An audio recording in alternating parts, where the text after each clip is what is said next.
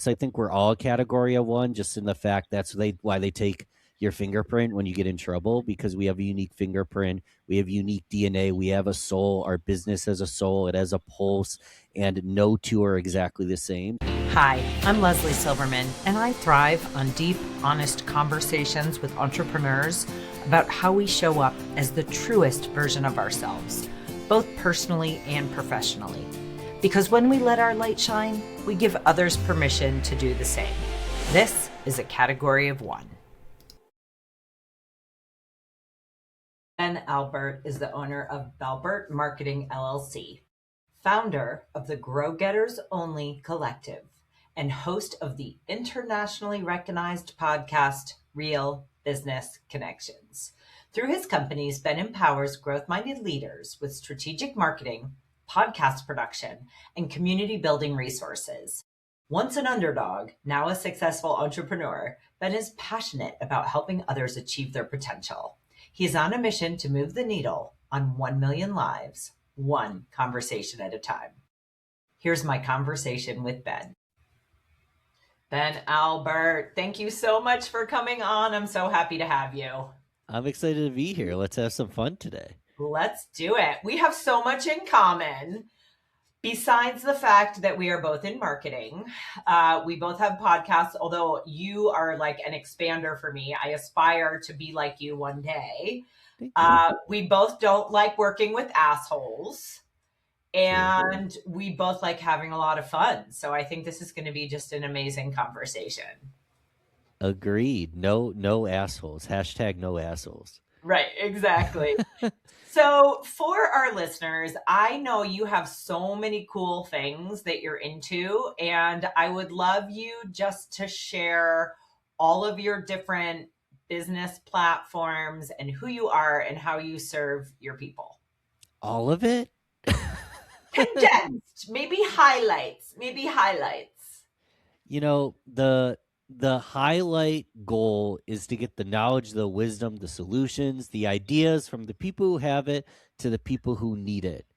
And I get to bridge that gap. I get to be the connector. So you mentioned I have a podcast. It's called Real Business Connections. I'm in the needed category. I'm in the mentee category. A lot of that podcast has just been interviewing mentors and people he wants to learn from, documenting the experience and sharing it for others. GrowGetters Only, we put on free events. We have a low ticket community, and we have an inner circle.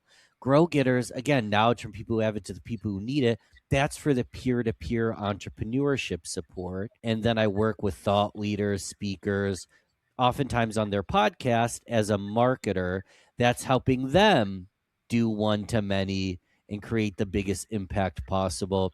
But it all stems from, like, I'm not going to give all the things, but I'm a huge music fan. Literally, like, before I knew what marketing was, I was handing out flyers in high school and middle school, putting flyers on cars.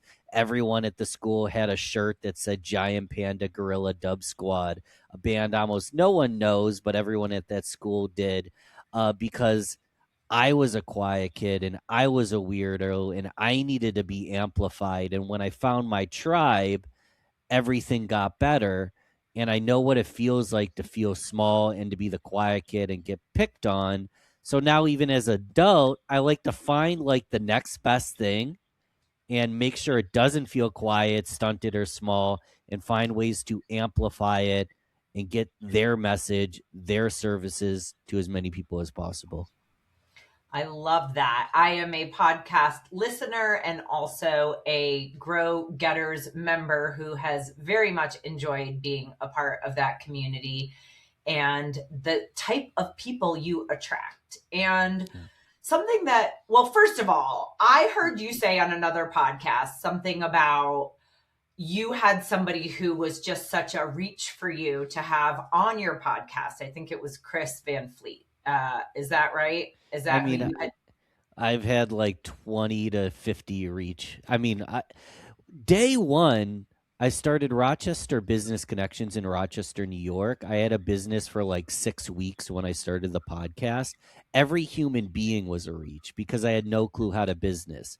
But go on to your questions. But like I've had so many reach guests. Podcasting is like a unique way that you can basically get a meeting with anyone and learn. But go on, go on. But lots Oh, of I was reaches. just going to comment that you were that for me. And Oh, so nice. at the time of this recording, my show is not live yet. It will be this month. We're in March of 2026.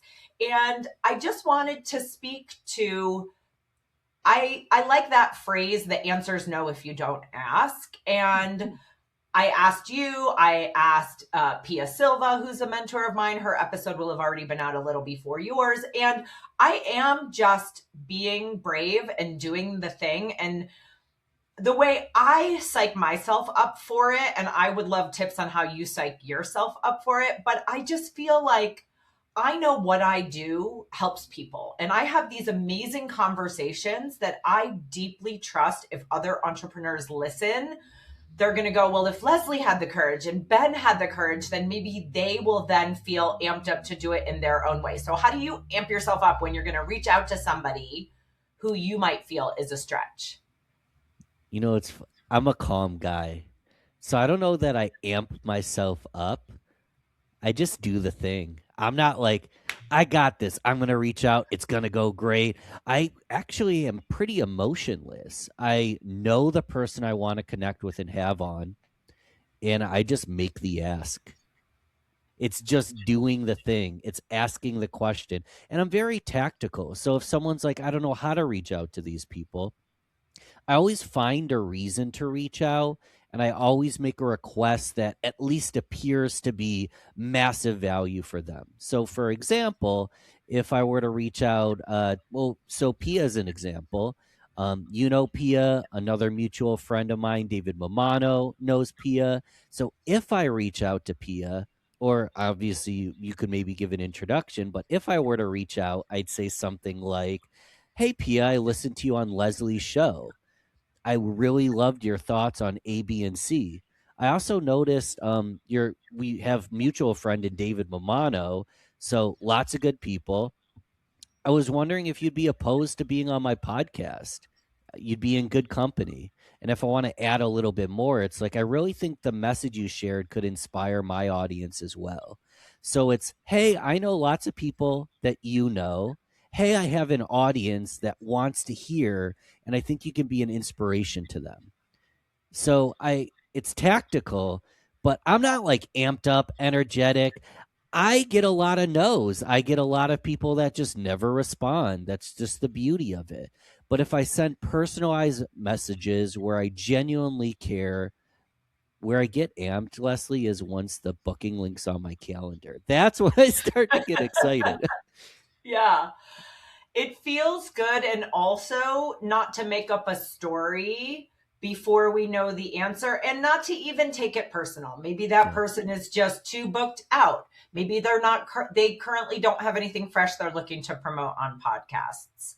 So, not to take it personal, I think, is something I'm going into this with because I don't have the proven audience yet. I know that I will, but you said yes. So, I'm assuming you said yes because either you trust me and know me enough to believe in me that I'm going to have an audience, or you just like me, or you thought it was a good investment of an hour Yeah. of your day.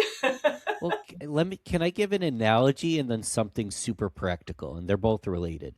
The analogy is, let's say Pia or me, I love that I'm on this list. Like I'll get on any podcast when I like the host, and I love you. I appreciate it. I'm happy to be on this show. Um, they're putting their chips on you. And when you put your chips on, maybe I put a couple chips. I donate 30 minutes of my time, not knowing how big the audience will be. I put my chips on the person.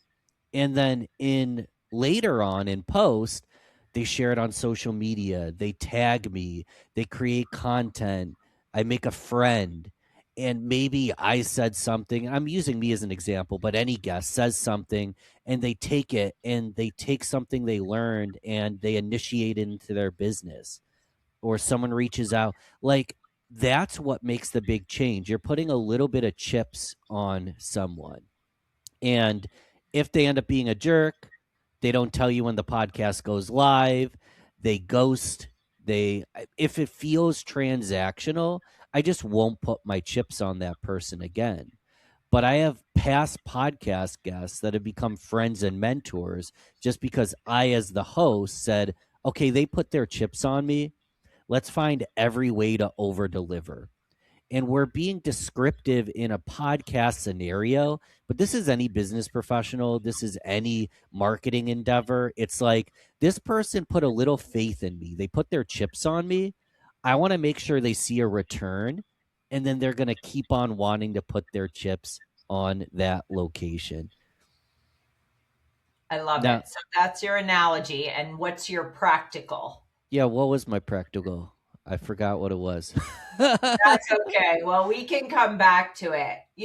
One of the other things that I'm really leaning into that birthed this concept for me in the first place. So I started out as a brand strategist and web developer. And as our industry is changing, as marketing as a whole, and I don't even want to talk about the AI and all of that stuff because it's a great topic, but it's not my topic that I'm looking to educate on.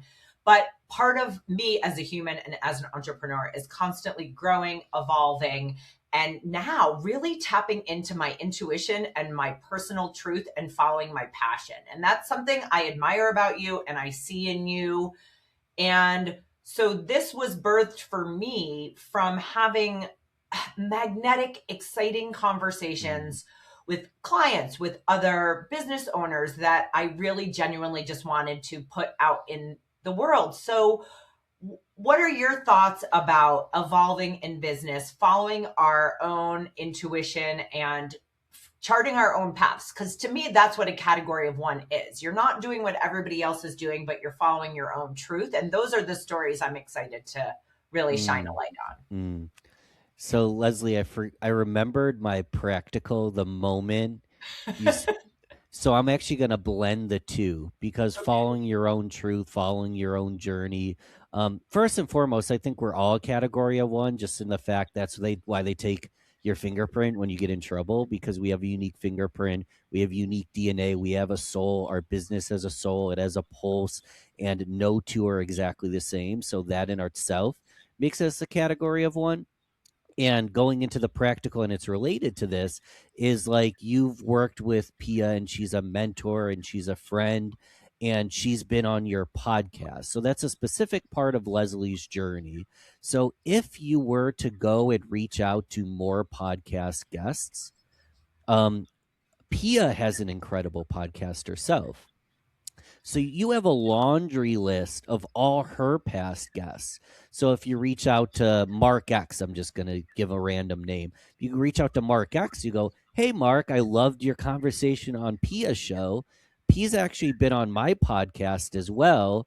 I think you'd be a good fit for my podcast. So Oh, once you that's have great. the Pia relationship, Yeah, once Pia trusts you and puts her chips on you and becomes a mentor and a friend, now you can use that shared connection and credibility to reach out to any of her guests. And as you build the podcast up, it's going to be all you because you're listening to podcasts, you're learning, you're maybe using Pia's name, but I listened to this episode on Pia's show. I loved what you had to say. Will you be my guest?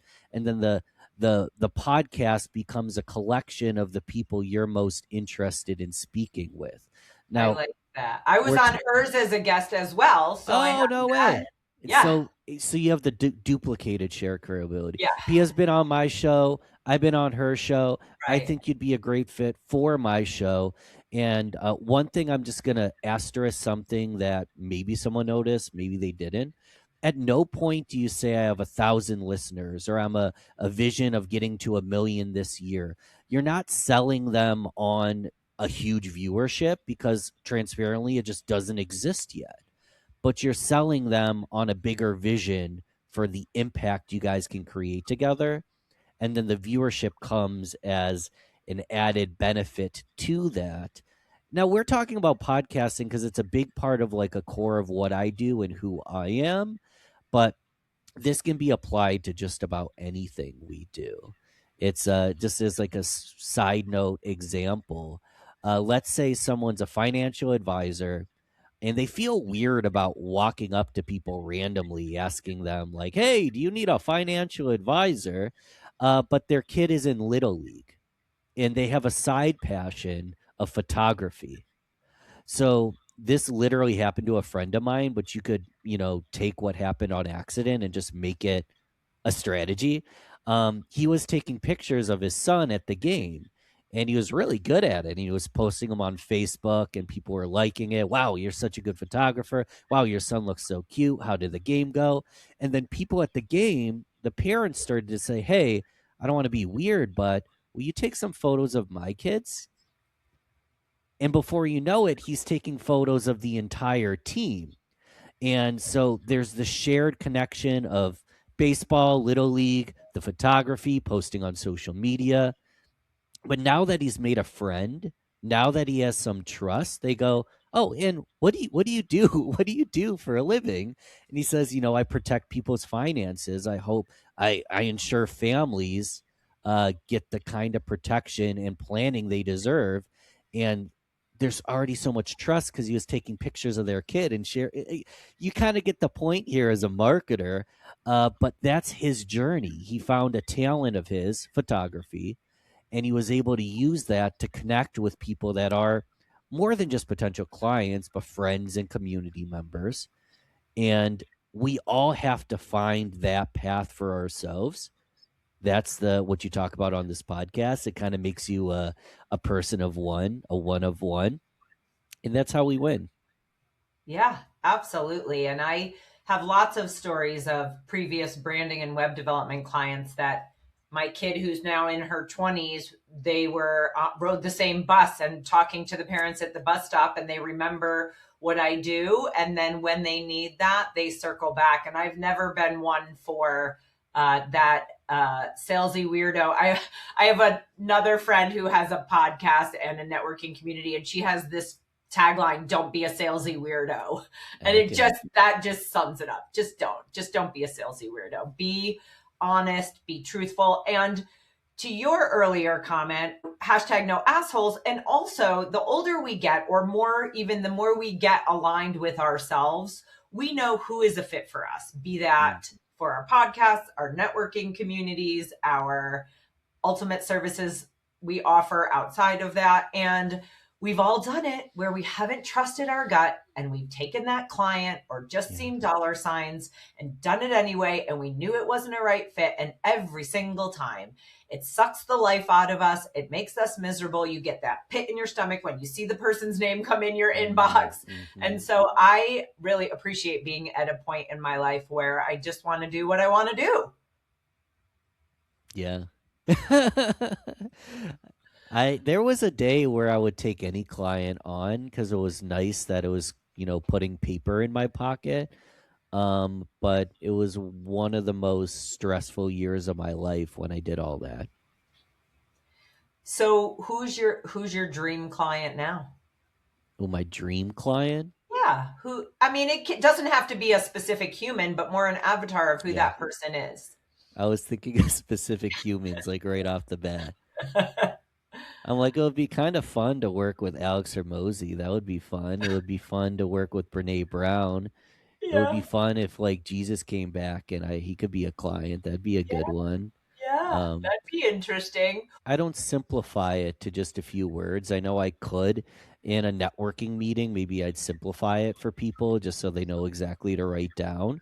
But since it's my client, you asked my dream client, I just can kind of tell a lot of what I do, like let's say a podcast client, we're taking an hour, we're editing the full hour, we're creating shorts, we're creating graphics, show notes, we're sending emails on behalf of the client. There is a lot involved. And if I don't enjoy the podcast, then it feels like work. It's still going to feel a little bit like work no matter what. But I was just texting a client literally the moment we came on, not this big name dream client, just one of the sweetest people, most inspirational people you ever meet. And I was just like, I really like this episode. I think that your guest is putting him in a trance. Is she a hypnotist? Because like the way she was speaking, it's just like my ideal client becomes a friend. I love their content, so I enjoy editing it. And then to me, it's not really like a client, it's a partner. Generally, they're in the business growth or personal growth space. Generally, they've already scaled businesses, C suite. Maybe they're retired from their main gig and now they're like on to more of a legacy journey where they're like the secret behind the business, but they're now sharing it to the world. There's different personas, but it's people I want to work with, want to learn from, where the work doesn't feel like work. It actually feels like I'm just like learning and consuming content while I work. That's so cool. I love that. I relate to that a lot. Would you say that Grow Getters is an organic way to feed your other business, or do you look at that as its own entity entirely? Own entity entirely. And so that's a space to share, educate people. That's a revenue source on some level if people join some of your paid programming, but you really have attracted awesome people. Yeah, Just in it's case our listeners want to check it out sometime, will you just tell us a little bit about who that group best supports? I mean, it's an amazing group, and it's at weallgrowtogether.com. You can learn more there, weallgrowtogether.com.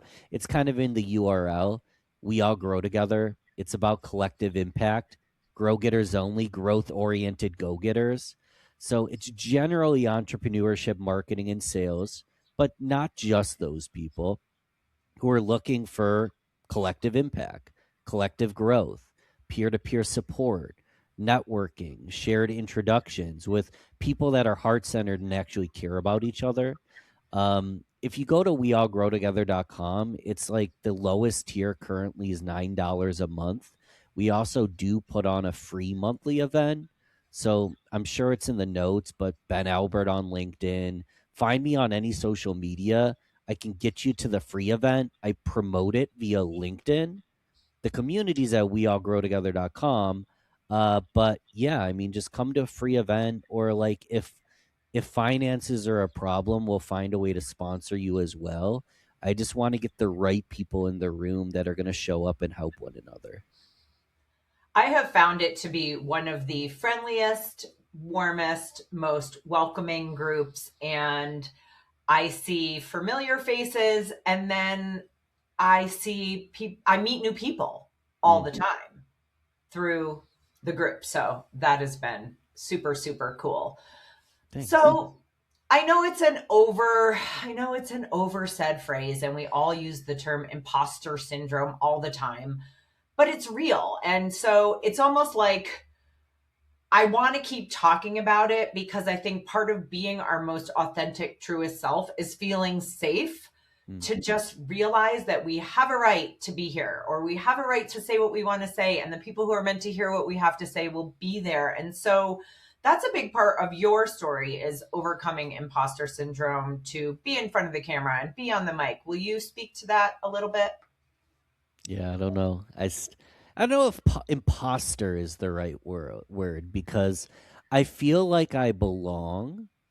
However, I sometimes like have to pinch myself because I end up in rooms or scenarios. I'm speaking on a stage, I'm emceeing at an event, I'm interviewing a big name guest. You mentioned Chris Van Vliet. He's four-time Emmy Award winner. He's got the number one wrestling podcast in the world. And like Jordan Harbinger has been on the show twice.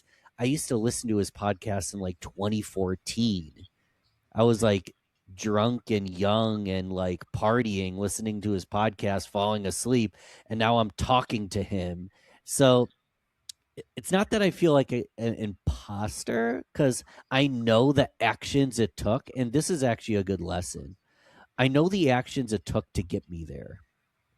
I think the only people that don't have a little bit of imposter syndrome are the actual imposters.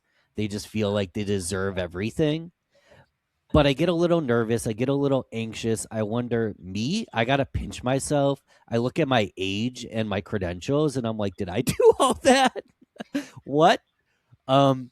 But when I look back, there was lots of micro actions. There was lots of sloppy, poorly done content. There was lots of introductions and failures and wins that got me there. So I do keep a gratitude journal. I don't do this as of now, but I did it years ago when I was feeling down and out. I just write down like 5 to 10 wins each morning, and then you just have a list of wins. And if you really want to get creative with it, you can keep a piggy bank and list your wins and toss them in the piggy bank. And if you ever want to grab some inspiration from your prior self, you just pull something out of the piggy bank and you have a win. But the main reason people have imposter syndrome is because they have to pinch themselves because they're like, how did I get here? But when you look at what you did to get here, that's how you got here. By doing all those things. Yeah, that is so true. And I love the gratitude journal concept just in our lives, not even specific to Yeah. business, because I'm in this phase where we can't really separate who we are personally from who we are professionally, especially as entrepreneurs. They're all the same. So if your win is that you did yoga this morning, or you got outside for your walk, or you ate clean food, or whatever your personal goals are, I think Yeah. on any given day as humans, we can look at our failures or look at our successes, and just having that gratitude. It has just been a lifelong practice of mine. I fall off from time to time, but whenever I get in any sort of funk, leaning into gratitude is just tremendous. Even so far as being a woman in society who has chosen to age naturally. Botox and hair dye are not for me. I have gray hair, I have a few wrinkles, and I'm like, I am so grateful that I get to be alive. I'm so Yeah. grateful that these arms, are strong and can lift weights and can hug the people I love. And, Yes. just every single thing about us, personally and professionally, we can lean into gratitude. And I just so deeply connect with being grateful all the time. Yeah. And I can tell you feel it. I'm gonna just be vulnerable and say one place that I struggle, at least as of lately. Um, I've had a gratitude journal for like 10 years. And at some points, it feels like you're just checking the box, like, oh, I'm grateful for this water, and I'm grateful for this mic, and yep, job done. Wrote down my gratitudes. What's more important than even the practice of writing it down, whether you write it down or not, is the practice of feeling it in the body. Like, ooh, like I woke up today and I didn't hit snooze, and the person I was yesterday was a snooze hitter, and I'm grateful that I'm making that little step today, like Mhm. feeling it. Um, no matter where we are in our life, because a lot of us go through a lot of garbage. It's just we have our own struggles, we have our own traumas. We always got to find something to be grateful of because that's what keeps us strong and resilient. I agree. I agree. And thanks for sharing that. I think that can be true about a lot of things. This is like a weird comparison, but it popped in my head, so I'm just going to say it. I've been learning Portuguese on Duolingo, Nice. and I Okay. have been done it every single day for over a year. And yesterday, when I was doing it, I said to myself, am I just doing this to check the box so I can be like day number 367? Why did I start learning Portuguese in the first place? In case I actually moved to Lisbon? I mean, why am I doing this? Am I doing it because I enjoy spending that couple minutes learning a new language, or am I just doing it to check the box? And I think that's healthy for all of our patterns to lean into, why am I doing this? Why does it matter to me? Am I doing it just from a place of ego, or so I can say I did it, or from Yeah. a place of it really meaning something to me? Another thing on this topic is how we talk to ourselves is something Mm, I've been really working on lately. mm, I am so much tougher on myself than I would be to other people that I love. And to remember that we have to love ourselves as much as we love other people. So even with progress over perfection in our work, with me getting this podcast going, I'm like, well, I have to do these 17 things to make it perfect. And I have to step back and say, how would I talk to Yeah. somebody else that I love about this project? How would I Mm. encourage them? How would I say to them, you're there. You've got this. You've recorded 17 episodes. You know the tech. You've got the things. Just put it out in the world and believe in yourself and feel proud that you got this far or whatever it is. So, self talk has been a big piece of my self growth work lately. Can I share my Duolingo story? Yes.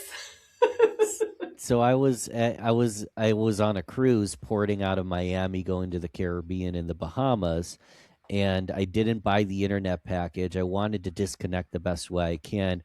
Even logged into Duolingo. I was learning Spanish, relearning Spanish. I already know a decent amount. And I was logging in, and like I filled it out one day, but then it wouldn't save, and then I didn't have internet, so it wouldn't work. And then I didn't pre-plan because it really doesn't matter that much to me. I'm not a Duolingo expert, but like it auto streak freezed for like 4 days, and then I ran out of streak freezes, and then I ran out of chances to like buy more or whatever, and then it just destroyed my 200-day streak because I was on a cruise. So then I get off the cruise and I'm just curious. I'm Googling, like, how do I fix my streak?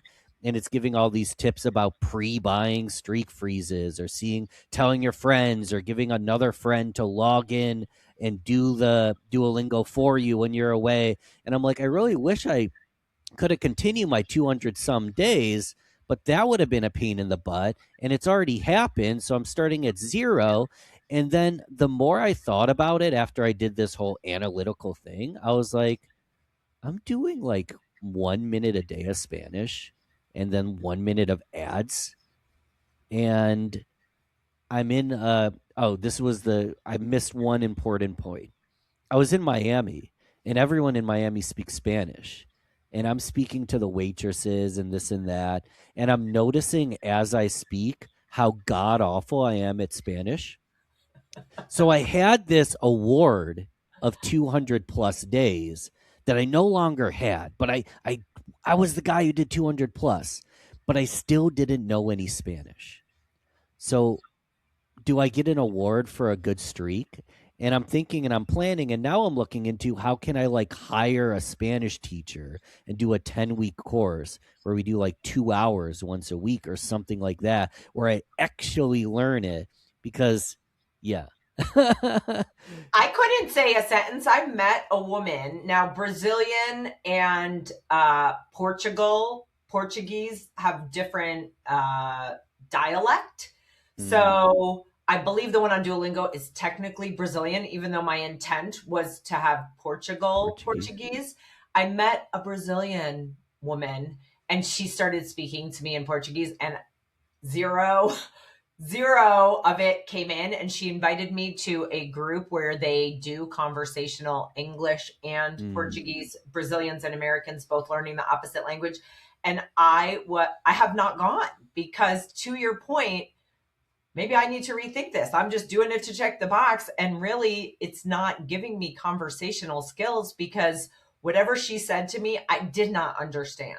Mm. So I don't know that that is the best way. So you'll have to keep me up to speed on how Well, your Spanish lessons end up panning out. And maybe it's a great opportunity to be in person with people. it is. And I think a big lesson here, and I think part of where we're trying to get is, like, we can check a box and we can get a trophy for being really good at doing our minute a day, and it'll give us a false sense of success, or maybe a false sense of accomplishment.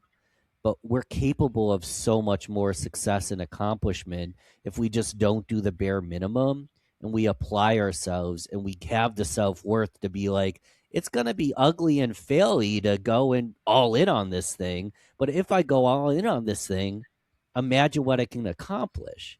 um I check too many boxes, Leslie. I've been getting rid of boxes, and then what I It's do is once I have less, I'm like, which ones do I want to bring back? like, did I miss it? That whole did I miss it Yeah. mentality. And I am moving just I'm selling my home and moving to a new home. And Literally, yeah. literally, it's been an opportunity I had to stage my house really minimalistic for the photographer. And I came to realize this wasn't a burden. This was a gift. I love how I'm already a clean, organized person, but it felt really amazing. And so I'm embracing this opportunity to go through everything that I own and purge things that I'm really not going to miss. I've been in this house for 3.5 years. If I haven't used it, touched it, or opened it and haven't missed it, perhaps I don't need it. And so I like that emotionally. I like that for work projects. And I like that for physical possessions too. Really leaning into what matters and why, and putting things through this filter. And I actually did so a friend became a Simon Sinek Why facilitator. I actually have an interview coming up with her. Cool. And doing that was so helpful. And now I put a lot of things through my why and really touch base with myself around that. And exactly what you said, if you miss it, you can always bring it back in. And that's a helpful way to kind of jump off a cliff with new projects or with new undertakings, or even like moving from one city to another. Well, if you miss the old place, you can go back, right? But you'll never know about the new place if you don't take a chance. Yeah. That's how I felt. Yeah. I felt that way when I left New York to move to Colorado, and I haven't looked back. It's been 27 years. And you're moving nearby, or are you leaving Colorado? Oh, nearby. Still in the Denver metro. Nice. So we're going to talk offline because I love Denver. It's a great place. Yeah, we'll have to get together. Well, it has been such a gift having you. Thank you so much for showing up and being open and vulnerable and having this conversation with me. It has been fun. And I look forward to continuing to watch you and follow in your footsteps. And maybe someday I'll be on your podcast. Yeah, let's make it happen. I appreciate, if anyone wants to find my show, I have one requirement for them. Click 5 stars here. If you want bonus points, you can leave a comment. If you want like extra brownie points, send one of us a DM. But show some love here, because the best way to tell the algorithm that this podcast kicks butt is to show some love now. Leave 5 stars if you haven't yet. Comment, do all that stuff. You can find Real Business Connections wherever you found this, or you can just Google it, Real Business Connections. But show some love for your girl, Leslie, first, and then look up Real Business Connections, and then you can find me. Thank you. And we'll have it all in the show notes. Thank you so much. Perfect. This has been a Category of One podcast. If this resonated with you, please share, subscribe, or leave a review. I appreciate you.